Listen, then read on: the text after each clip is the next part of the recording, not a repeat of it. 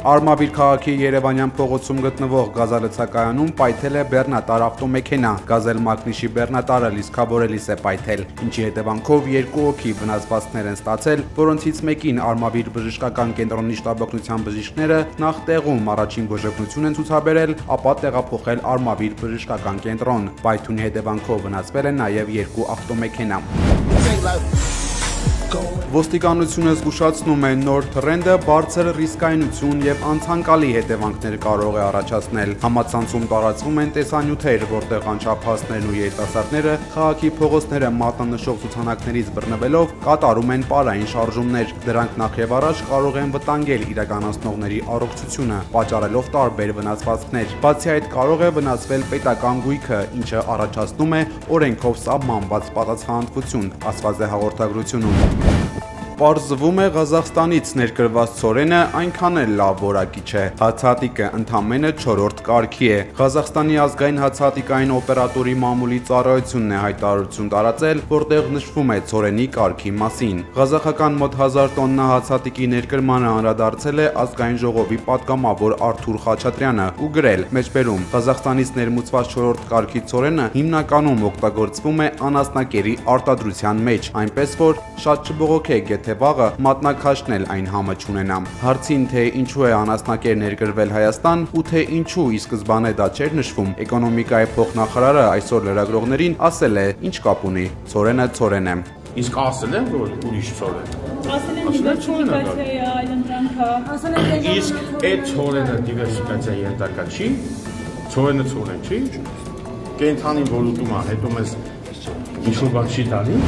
Սահմանազատման գործընթացը Հայաստանի եւ Ադրբեջանի միջև տարածքների ընդհանուր փոխանակման ցանկացած սցենար պետք է դրվի հանրաքվեի, քանի որ նման որոշումը գերազանցում է կառավարության կամ խորհրդարանի լիազորությունները։ Ազգային ժողովում լրագրողների հետ զրույցում հայտարարել է արտաքին հարաբերությունների մշտական հանձնաժողովի նախագահ Սարգիս Խանդինյանը, մանրամասներ ներկայացնելով սահմանազատման գործընթացի եւ անկլավների հարցի վերաբերյալ։ պետք է կնքվի Հայաստանի եւ Ադրբեջանի միջև սահմանազատման գործընթացի բոլոր արձանագրությունների հաստատումից հետո պետք է կնքվի պետական սահմանի մասին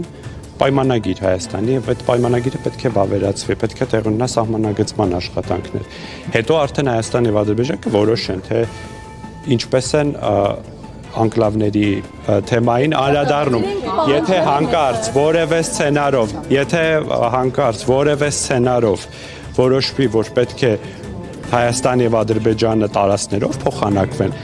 այդ հարցը Հայաստանի Հանրապետության օրենսդրության համաձայն չի կարող տեղի ունենալ առանց հանրաքվեի։ Մեր ձևով ժողովրդական շարժման համակարգող Նարեկ Կարապետյանը Facebook-յան գրառմամբ անդրադարձել է ՔՊԱ-ականների այն խոսքերին, թե իրենք չեն զբաղվում երկրում գործարաններ կառուցելով, շրջաններում աշխատատեղեր ստեղծելով, որովհետև նրանք զբաղվում են կրթությամբ։ Կարապետյանը գրել է. մեջբերում, գիտեք, քանի առաջնակարգ դասախոս է հեռացվել, օրինակ Վալերի Բրյուսովի համալսարանից ընդդիմադիր հայացքների համար։ 2, 3, 40 դասախոս։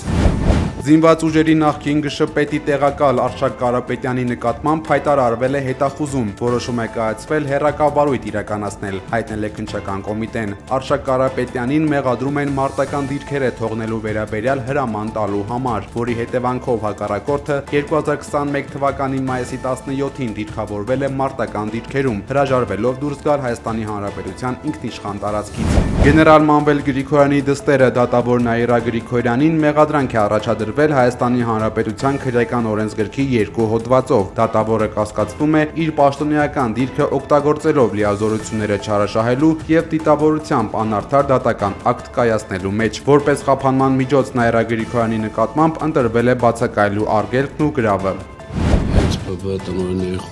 Հայաստանի հանրային ծառայությունները կարգավորող հանձնաժողովը նոյեմբերի 13-ին նախատեսում է դադարեցնել Սամվել Կարապետյանին պատկանող Հայաստանի էլեկտրական ցանցերի բաշխման լիցենզիան, գրել է ՀԵՑ-ի գլխավոր տնօրենի նախկին պաշտոնակատար Դավիթ Ղազինյանը։ Ըստ նրա, լիցենզիայի դադարեցումը առանց որևէ շուկայական կամ տեխնիկական խախտման փաստարկի նշանակում է բացահայտ ոտնձգություն սեփականության իրավունքի դեմ։ Դա համարժեք է բռնազավթման, փոխհատուցման խողի տակ, ինչը հակասում է Հայաստանի Հանրապետության սահմանադրությանն ու էներգետիկ ոլորտի կայունության սկզբունքներին, գրել է Դավիթ Ղազինյանը։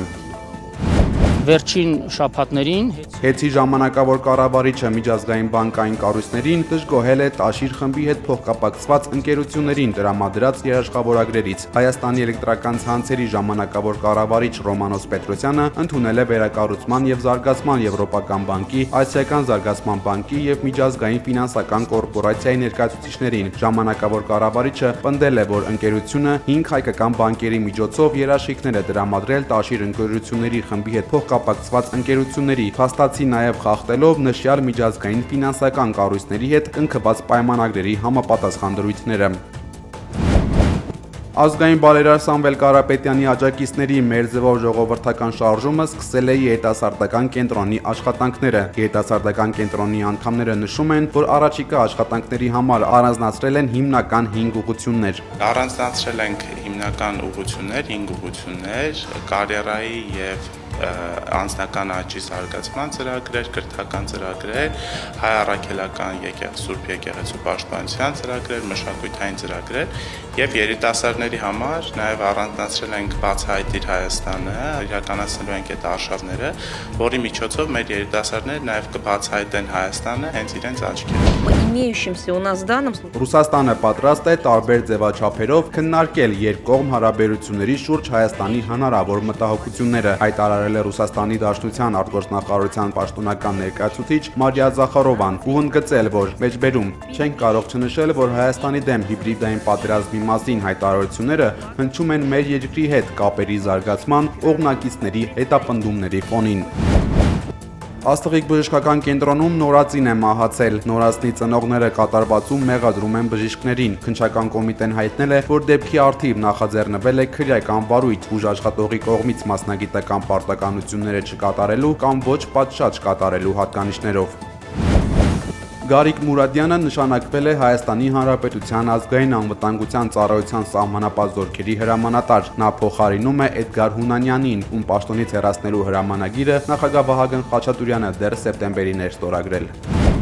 Թուրքիայի պաշտպանության նախարարությունը հաստատել է Վրաստանում C-130 բեռնատար ինքնաթիռի կործանման փաստը։ Ինքնաթիռը թռել է Գյանջայի օդանավակայանից եւ մոտ 40 րոպե մնացել օդում։ Այն անետացել է ռադարների տեսադաշտից առանց աղետի ազդանշան ուղարկելու։ Նախարարությունը հայտնում է 20 ռազմաօդային ուժերի զինծառայողի մահվան մասին, որոնողափրկարարական աշխատանքներ են իրականացվում Վրաստանի իշխանությունների հետ համատեղ ինքնաթիռի անձնակազմի անդամների մարմինները գտնելու ուղղությամբ, հայտնում է պաշտոնական աղբյուրը։ Առայժմ հայտնի չէ, թե ինչ պատճառով է կործանվել ինքնաթիռը։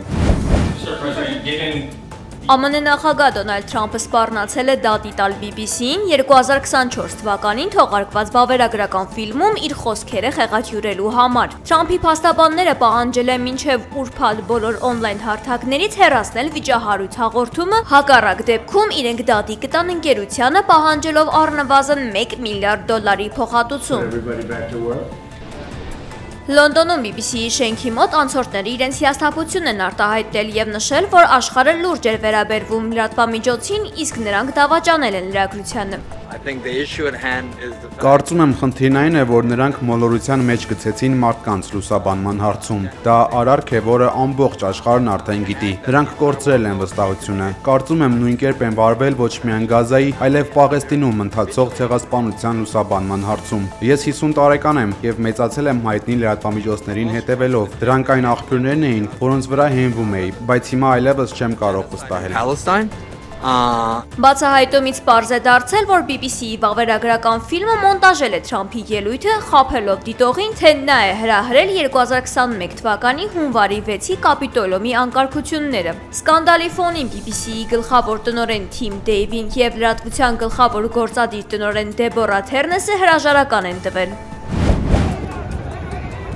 Սպիտակ տանը հանդիպել են Սիրիայի անցումային շրջանի նախագահ Ահմեդ Աշարան եւ ԱՄՆ նախագահ Դոնալդ Թրամփը։ Մեկ ժամից ավելի տևած հանդիպումից հետո երկու առաջնորդները հայտարարություններ չեն արել։ Աշարան Սպիտակ տուն է ժամանել ոչ թե արևմտյան թևի գլխավոր մուտքով, ինչպես մյուս ղեկավարները, այլ ուրիշ դռնով։ Ավելի ուշ Աշարան հայտարարել է, որ Սիրիան այժմ ԱՄՆ-ի աշխարհաքաղաքական դաշնակիցն է եւ այն վայրը, որտեղ Վաշինգտոնը կարող է ներդրումներ կատարել, հատկապես գազի արդյունահանման ոլորտում։ Բանակցություններից հետո Սիրիայի ղեկավարը ողջունել է Սպիտակ տան մոտ հավաքված սիրիացի իր համակիրներին։ Աշարայի ժամանումը Վաշինգտոնը պատմական է, քանի որ սիրիացի ոչ մի նախագահ նախկինում պաշտոնական այցով չի եղել ԱՄՆ-ում։ Ավելի վաղ ԱՄՆ-ի ֆինանսների նախարարությունը հայտարարել էր Սիրիայի նկատմամբ պատժամիջոցների մի մասի դադարեցման մասին։ Մինչև վերջերս Աշարան համարվում էր ահաբեկիչ, ում ձերբակալության համար Սպիտակ տունը $10 միլիոն պարգև էր խոստացել։ ԱՄՆ նախագահ Դոնալդ Թրամփը հայտարարել է, որ դադարեցրել է Ուկրաինայի ֆինանսավորումը։ Մենք այլևս գումար չենք ծախսում Ուկրաինայի վրա, այժմ մեզ վճարում են ՆԱՏՕ-ի միջոցով, ասել է Թրամփը։ ԱՄՆ ղեկավարը լրագրողների հետ զրույցում նշել է, որ Ուկրաինան շուրջ 350 միլիարդի վնաս է հասցրել Միացյալ Նահանգներին եւ դրանում մեղադրել նախկին նախագահ Ջո Բայդենին։ Մենք ունեցել ենք անհաջող նախագահ եւ արդյունքում առաջացել է Ռուսաստանի ու Ուկրաինայի պատերազմը, ինչպես նաեւ մի շարք այլ աղետներ։ Մի մոռացեք, ես կանխել եմ 8 պատերազմ եւ 9-րդը նույնպես պատրաստվում էի կարգավորել։ Թրամփն իր խոսքում նշել է, որ այս իրավիճակը հաստատ չի հանգեցնի 3-րդ համաշխարհային պատերազմի։ Ռուսաստանն ու Ուկրաինան շարունակում են հակամարտության գոտում խոշոր հարվածներ հասցնել միմյանց։ Ռուսաստանի զինված ուժերի հրետանավորները ոչնչացրել են Դոնեցկի հյուսիսային հատվածում գտնվող ուկրաինական հենակետը։ Տեսանյութում երևում է, թե ինչպես է մարտական կայանը հարվածներ հասցնում նշված թիրախներին, իսկ զենիթային ստորաբաժանումները ավտոմատներով վերահսկում են օդային տարածքը։ Ռուսական զինուժը նաև Կուպյանսկում վերցրել է վերահսկողությունը նավթային բազայի եւ 2 երկաթգծային կայարանների վրա։ Սրան զուգահեռ Ուկրաինան ԱԹՍ-ներով հարվածել է Սարատովում գտնվող նավթավերամշակման ռուսական գործարանին։